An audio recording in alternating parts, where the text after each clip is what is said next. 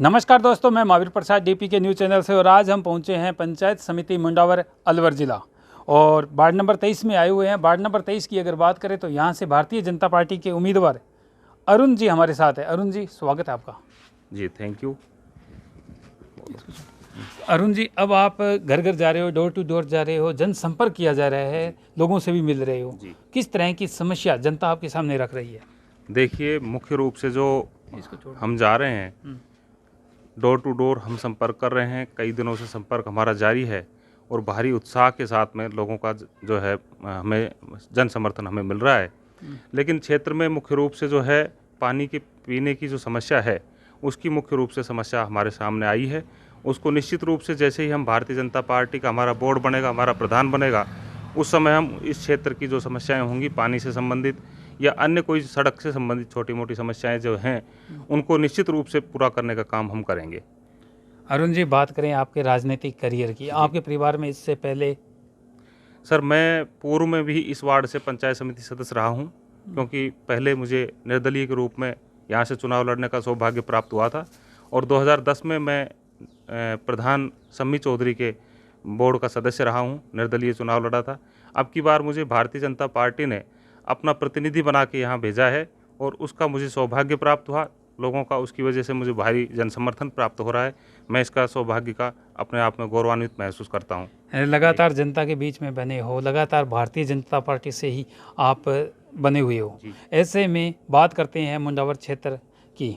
Ward number आपका 23 है और 23 की बात करें तो 23 में अगर जनता एक बार फिर आपको मौका दे, सरताज बनाए, तो सबसे पहले प्राथमिकता कौन सी रहेगी? देखिए, पहले तो अगर जनता ने मुझे सौभाग्य इस प्रकार का दिया तो निश्चित रूप से मैं जो पानी के पीने की समस्याएं तीनों गांव में हमारे यहाँ स्याली है, स्याली खुर्द है, इसमें मुख्य रूप से पानी की बड़ी पीने की समस्या है, बहुत बड़ी समस्या के रूप में ये हमारे सामने आई है और निश्चित रूप से हम उसको पहले प्राथमिकता लेते हुए उस काम को पूरा करेंगे।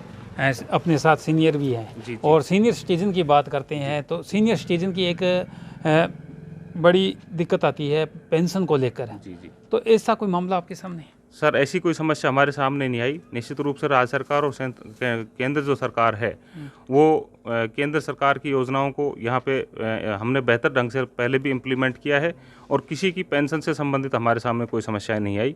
किसी ने पेंशन से संबंधित समस्याओं से हमें अवगत नहीं कराया। अगर होगी तो आप उसको उसका निराकरण करेंगे। यदि हमारे सामने ऐसी कोई समस्या आती है तो निश्चित रूप से उसको प्राथमिकता पर लेते हुए, क्योंकि मैं पेशे से भी वकील हूँ और पेशे से वकील होते हुए हम सामाजिक क्षेत्र में जुड़ाव का जो कार्य होता है वो हमारा ज़्यादा रहता है, इसलिए निश्चित रूप से उस काम को हम अधिक सुविधा से और अधिक सुगमता से कर सकते हैं। शिक्षा सत्र की बात करेंगे, शिक्षा का सत्र किस तरह का है यहाँ? शिक्षा का क्षेत्र जो है यहाँ बेहतर शिक्षा है। प्रत्येक गांव में बढ़िया अच्छी स्कूलें राज्य सरकार ने चलाई हुई है और प्राइवेट स्कूलों का भी अच्छा सिस्टम है, इसलिए शिक्षा के क्षेत्र की ऐसी कोई समस्या नहीं है। क्योंकि कोरोना का समय था तो कोरोना के कारण ये जो सारा डिस्टर्बेंस था इसकी वजह से है, बाकी कोई समस्या शिक्षा से संबंधित सुचारू रूप से? हाँ, निश्चित रूप से सुचारू रूप से चल रही है। सर, वार्ड नंबर 23 की जनता इस बार किस मुद्दे को लेकर वोटिंग करे? सर, वार्ड नंबर 23 की जो जनता है वो निश्चित रूप से एक युवा और शिक्षित व्यक्ति को चुनाव अपना मत और समर्थन देते हुए और हमारा चुनाव करे, क्योंकि यदि हम ऐसे व्यक्ति को जो एक ड्राइवर हो या ऐसे व्यक्ति को जिसकी जूते की दुकान हो, ऐसे व्यक्ति का यदि जनता चुनाव करती है तो निश्चित रूप से वो अपना मतदान करने के बाद में अपनी जूते की दुकान में बैठेगा। वो जनता से जो संपर्क और जुड़ाव का काम है वो उनसे निश्चित रूप से संपर्क टूट जाएगा और जनता जैसी है जिन समस्याओं से ग्रस्त है उन समस्याओं से लगातार ग्रस्त रहेगी। आप एडवोकेट भी हो और पंचायती राज चुनावों को बड़े बारीकी से आप समझते भी हो। बात करते हैं कमीशन बेस की, इसमें सबसे बड़ा खेला होता है। क्या कहना चाहोगे कमीशन बेस पर?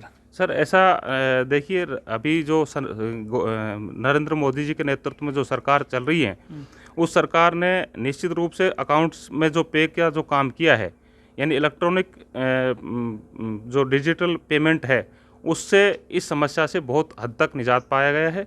इस तरह की कोई समस्या नहीं आएगी और हम विश्वास दिलाते हैं कि हमारा अगर बोर्ड बढ़ा तो इस तरह के कोई करप्शन के कोई आरोप किसी भी तरीके के हम पर नहीं लगेंगे। हम इस तरह के प्रयास करेंगे। राज्य सरकार ने जिस तरह से चुनावों का समीकरण बना के दिया है, जी कुछ 6 जिलों में करा दिए, अब 2 जिलों में करवाए हैं, फिर बाकी 4 जिले रह गए हैं, क्या कहना चाहोगे? सर, इस तरह से जो चुनाव चरणबद्ध तरीके से नहीं करा के और आंशिक रूप में हिस्सों में जो कराया है, उससे जनता में जो उत्साह होना चाहिए, वो उत्साह निश्चित रूप से जो वोटों का जो परसेंटेज रहेगा वो निश्चित रूप से कम रहेगा, क्योंकि पहले जनता में भारी उत्साह देखने को मिलता था। लेकिन अभी क्या है कि फसल बाड़ी का समय है, लोग किसान सब अपने खेतों में लगे हुए हैं। इसकी वजह से क्या है कि जो एक तरीके से उत्साह दिखना चाहिए, वो उत्साह जनता में भी नहीं दिख पा रहा है। अरुण जी, भारतीय जनता पार्टी का बोर्ड कहाँ तक बन जाएगा? अगर बनता है तो किसे आप देख रहे हो? सर, भारतीय जनता का पार्टी का जो बोर्ड है, वो हमारे शीर्ष नेतृत्व और हमारे यहाँ के जो प्रभारी हैं, वो जिनको तय करेंगे, उनको हम उनके पक्ष में मतदान करेंगे और निश्चित रूप से भारतीय जनता का बोर्ड। रेस में कहीं आप तो नहीं हो सर? प्रधान की? सर, मैंने निवेदन किया आपको, शीर्ष नेतृत्व तो जिसको भी तय कर देगा, क्योंकि जनरल सीट है प्रधानी की, तो निश्चित रूप से हम ये चाहेंगे कि किसी जनरल समुदाय के व्यक्ति को अब की बार मौका मिलना चाहिए, और हमारी विश्वास है कि ऐसा हमारे जो शीर्ष नेतृत्व है वो निश्चित रूप से ऐसा तय करेंगे। 20 तारीख को चुनाव है, मतदान दिवस है, लोग अपने घरों से बाहर मतदान केंद्र पर जाके अपने मत का प्रयोग करेंगे, क्या कहना चाहोगे वार्ड नंबर 20? मैं प्रत्येक मतदाता से ये कहना चाहूँगा कि ये लोकतांत्रिक व्यवस्था का एक बहुत ही अहम हिस्सा है, और इस हिस्से में और इस महापर्व में अपना मतदान दे के अधिक से अधिक व्यक्ति मतदान केंद्र पर पहुंच के अपना मतदान करें, और जो है सही और उपयुक्त व्यक्ति का जो उनके मन को भाए उस व्यक्ति का चयन करें, जो उनकी क्षेत्र की समस्याओं को, उनकी बातों को, मांगों को बोर्ड के सामने, प्रधान के सामने, जिला प्रमुख के सामने, आदरणीय सांसद जी महोदय के सामने, और हमारे लोकप्रिय जो विधायक है आदरणीय मंजीत जी, उनके सामने रख सकें और उस क्षेत्र की समस्याओं का निराकरण करा सकें, ऐसा मेरा विश्वास है। सर, आज दशहरा पर्व है जी। और हिंदुत्व में एक बड़ा पर्व भी आ रहा है, दिवाली पर्व, क्या देशवासियों को संदेश देना चाहोगे? सर, मैं ये संदेश देना चाहूँगा कि बहुत ही उत्साह का ये जो पर्व होता है, और बहुत ही धूमधाम से समाज को ये उत्साह का जो पर्व है इसको मनाना चाहिए, और हम सब जो है मिलके इसको बड़े हर्ष और उल्लास से मनाएंगे।